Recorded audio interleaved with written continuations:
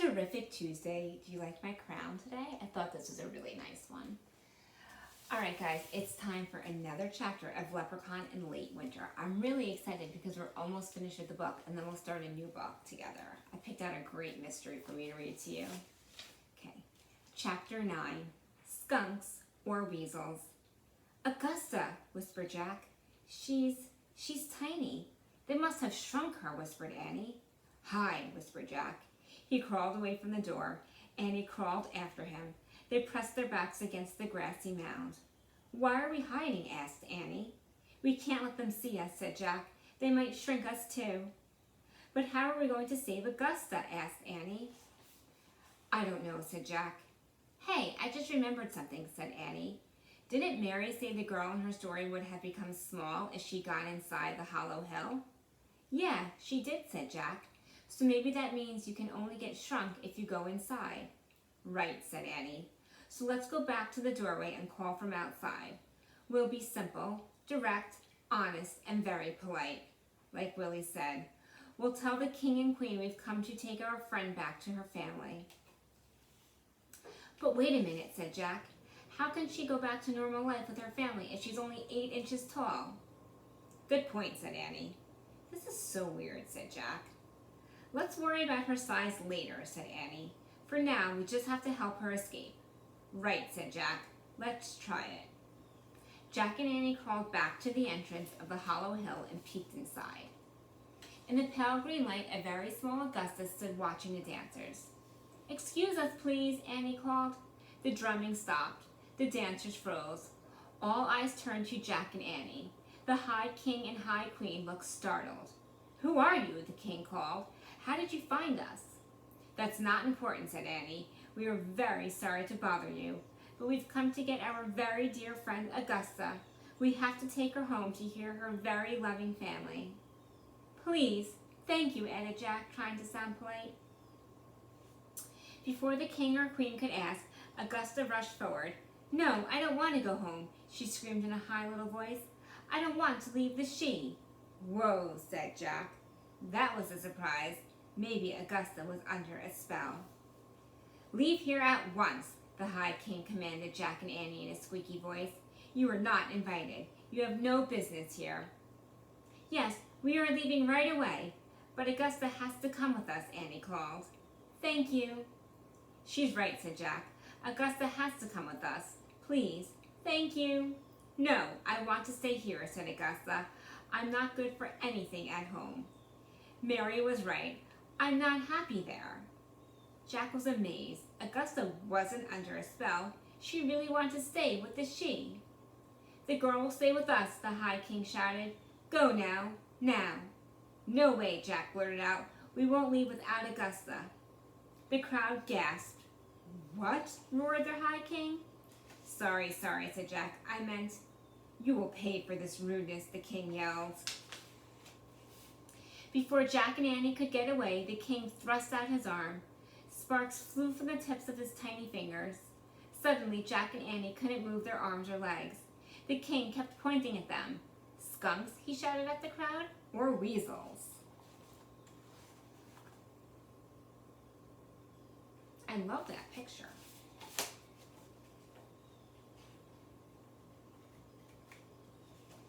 Neither, please. Thank you, shouted Jack. He was glad he could still talk.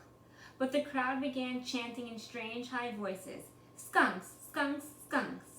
The king nodded and raised both arms into the air. Jack was desperate. He didn't want to live the rest of his life as a skunk. Wait, please, Jack shouted. I'm sorry I was rude. Before you change us, I really, really need you to tell Augusta some things. Thank you. The king looked at Jack for a long moment. Then he lowered his arms and the crowd grew silent. Thank you, said Jack. Augusta, listen to me. You should go back home. You're good for lots of things back there. You're very kind. And Mary said you have a brave heart and a fine mind. Those are really good things to have. Tears rolled down Augusta's cheek. She shook her head. Listen to me, please, Jack went on. Mary says you're not happy, but some things do make you happy, Augusta. You said you feel close to nature. You said you love simple folk like Mary. And I know you love stories too. Mary said you remembered every story she told you. You used to tell them yourself, word for word. You have a great memory. He's right, Augusta, yelled Annie. Those are your gifts. You need to give your gifts to the world. Augusta was still for a moment. Then she shook her head. I want to stay, she said. You've had your say, the High King shouted at Jack and Annie. Now prepare to become skunks. He raised his arms again. Oh no, thought Jack. Wait, Finvera, said the High Queen.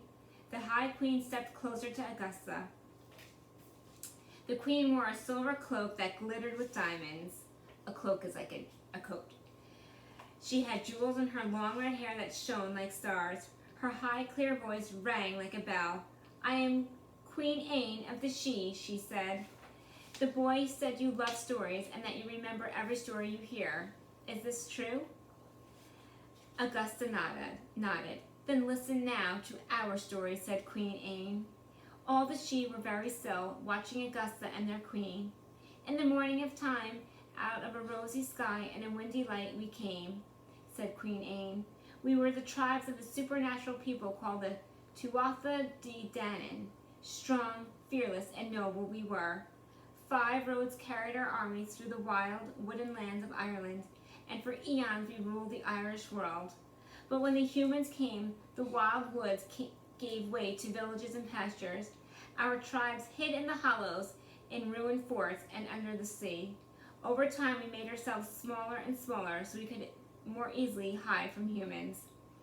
Eventually, we became known as the She, and we were mocked as the wee folk of the fairy. But in truth, we were a tribe of the great Tuatha De Danann, and we live in enchanted places like this one, protected by what is left of our magic. Do you understand?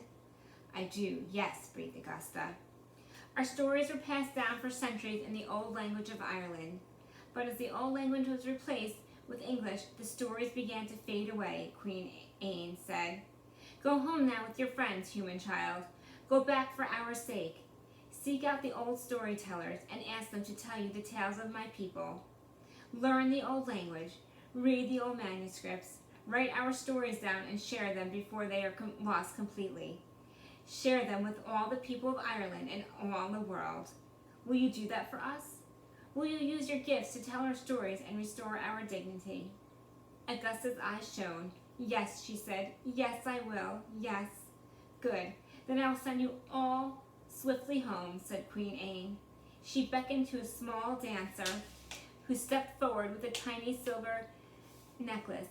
Sip the honey nectar of the She, said to the High Queen. She took the cup and held it out to Augusta.